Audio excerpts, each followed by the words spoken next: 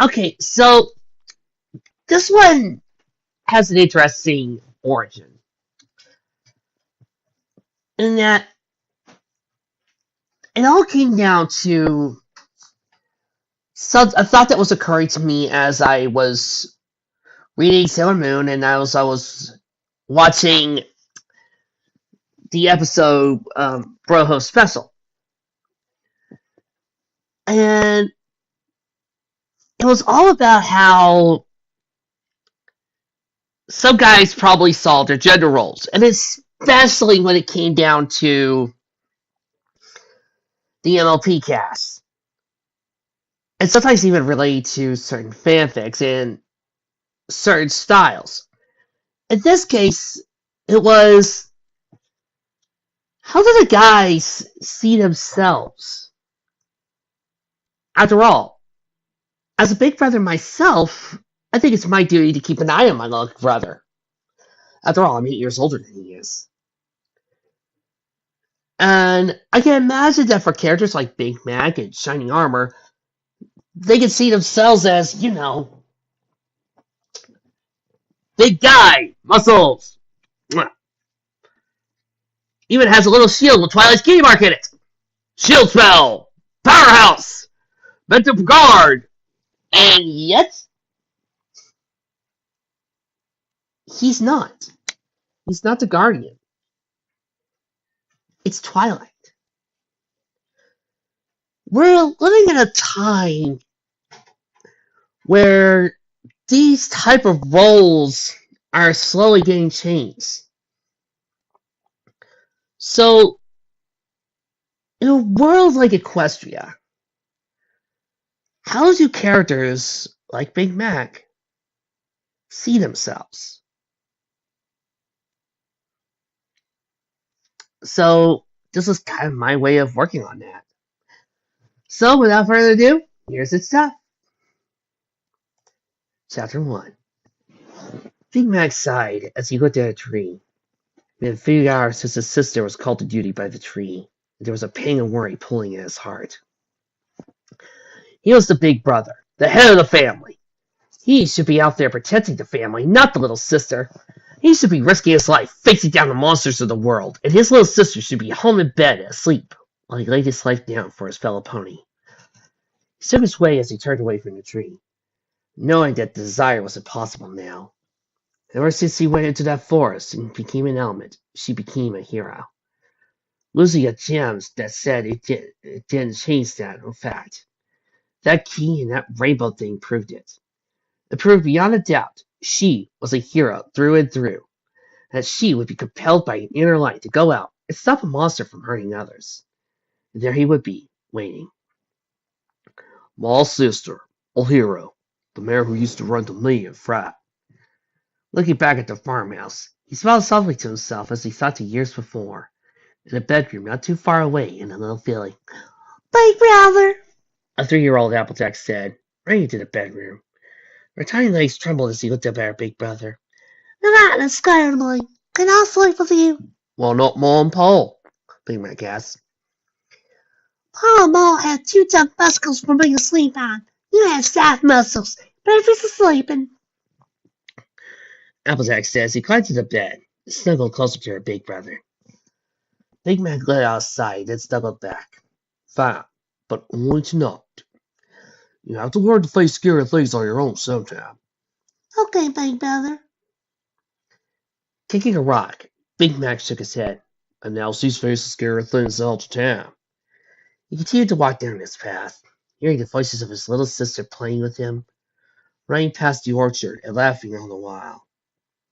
Turning his head to look at one tree, he thought he saw Applejack at the age of 5 sitting against a tree and crying over a cut on her foreleg. He blinked away some tears as he remembered how he came running to her the moment he heard her crying, and how he began to fix her little accident. Are they doing what that will do now? Are they fixing up your little boo-boos? Keeping an eye on you while asleep?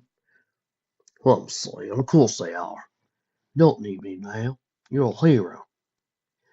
He lowered his head, trying not to see that little filly anymore. But a mare standing tall on a staircase. He Tried to see the mare covered in rainbow shine flying through the air, bringing back light to the world. Deep down, he knew what she was. But try as he might, he still saw the little filly who leaned on him. Cried so hard when their parents died. The little filly who wanted to put the weight of the world on her shoulders, just for the sake of her little sister, was now standing proud against the very dark thing that the world could throw at her. A low growl escaped his throat, and at that thought, he wanted to go back in time and kick Twilight out of that party. Make sure she never met Twilight. There was a part of him that wanted to do everything he could to make sure that the two ponies never met. Some pony else would take his sister's place. Maybe him. Just so she wouldn't have to go into those woods and come back wearing an helmet to seal her fate. Narrowing his eyes in anger, he lifted his left foreleg and punched the tree hard enough to leave a mark. He just wanted to make sure she would never have left the house to be a hero. Well done on the Applejack. She's the type of mare, if you say a field is in danger of drowning, she would race to the riverbed with a rope and hoof. Consequences be dying. So you'll be a hero right away. And that was what was hurting him the most. That his sister was now a hero, and he was a what? What am I anymore? A farmer? A big guy? Just a stallion who waits while his sister's doing what I should be doing? I'm the big sibling. It's my job to protect her. And she should be here, safe. He began to think of what he'd done, as he began to think the foes his sister thought. He had bookmarks, sure, but not his sister's common sense. Strong? He scoffed at that one, remembering his and his sister's win-loss record. Trying to remember the last time he had won a wrestling match with her. In a ring match, he had best ring with Daz. But if it came down to it, he knew that Daz had beat. Everything he believed he couldn't have brought to the fight was squashed by the idea of one of the bears was better than him. His sister had her place, and he had his. It's tough being a big brother to be a hero. Up ahead, you could hear the trio's CMC yamming about their big sisters. And this caused him to lower his head a little lower. Can't even be a hero to Apple Bloom anymore. He sighed as he watched the three run home to sleep at Scooter's house. Turning his head up to the sky, he watched as the sun slowly began to set on the horizon. Wow, Celestia, did you give me such a thick-headed, strong-hearted, brave little sister? Why couldn't I have been the one to stay home, out of trouble, and safe? He took a deep breath and answered one long, deep breath. Because it wouldn't be Applejack.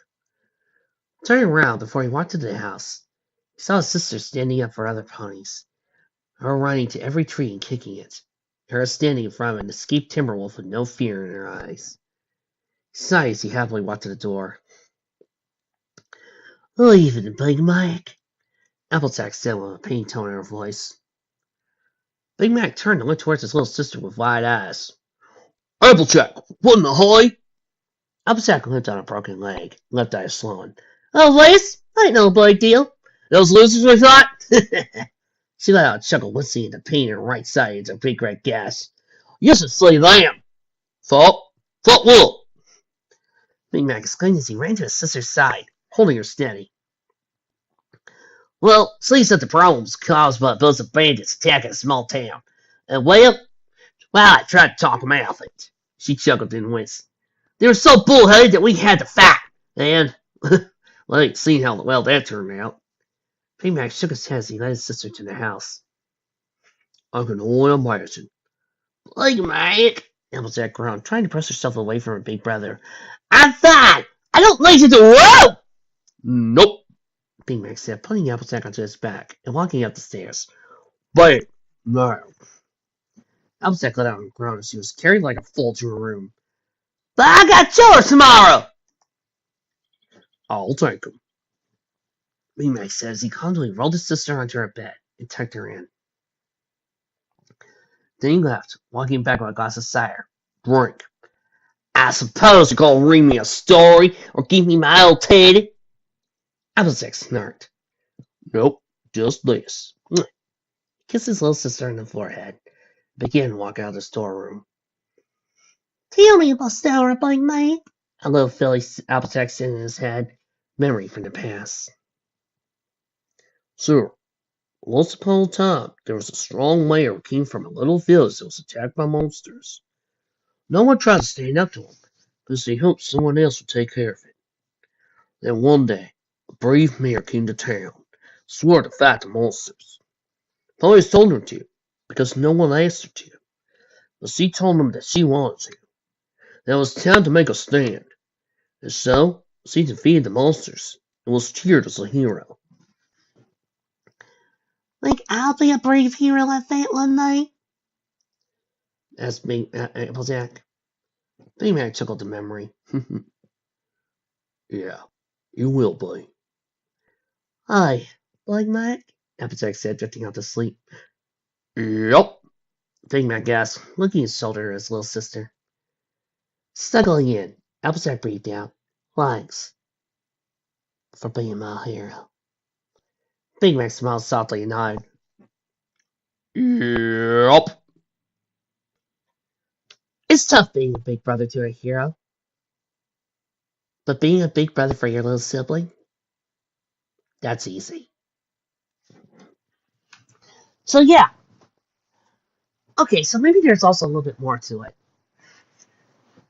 You see, I also read and listened to this really well done Spike story that's set in the next generation where Spike has children of Rarity, Crystal Clarity, and Emerald Turquoise. And at one point, Flash Sentry, who's married to Twilight, comes to town. And it's in the middle of a snowstorm while the main six go off and save the day. And he's wondering about their purpose. Because, again, they're guys. They're males. They're normally seen as the guardians, the protectors. And yet, here are the girls doing what is commonly believed to be the male's job. And Flash also asks, okay, what do I do? What's my job? And Spike pointing out that they protect the homestead while the heroes do it. And the whole idea started to mix together with the episode. What's it like being related to the heroes? What's it like having a relationship to this team that you know are better, stronger, and faster than you are? And you have to stand back and just watch. And I kind of wanted to focus on Big Mac. Originally, I did have ideas with Shining, Rarity's parents, and Maud, but I just wanted Big Mac there because, well, the episode inspired me. After all, Applejack was doing so much. She's the big sister. She's Applebloom's hero. Applejack does all these cool things. What does Big Mac do? What can Shiny do to oppress Flurry? After all, Shining is just the Royal Guard. So I like the element of magic. And what can so many other guys do? What is your purpose? They could do so much more than you. This also makes me think of another fic that I read where the main six all come back battered or bruised and they think about their last mission. It also makes me think of that tree fic I told you guys about where Spike whined and cried about don't let the main six go out and be heroes. But that's just it. What do the families of heroes who knows that they have people who do this without any recompense fear? Especially when you feel like you are stronger or have more talent than they do. Or if you feel like your place should be where they are. This is true of parents, big brothers, big sisters, everything. Maybe it's hard to answer. It's tough when you're a big sibling or a parent like that and you have a kid who was a hero. Because you're always worried. But as I said in Fall, sometimes you need a person like that. A person who's protecting their home. So they can have something to come back to.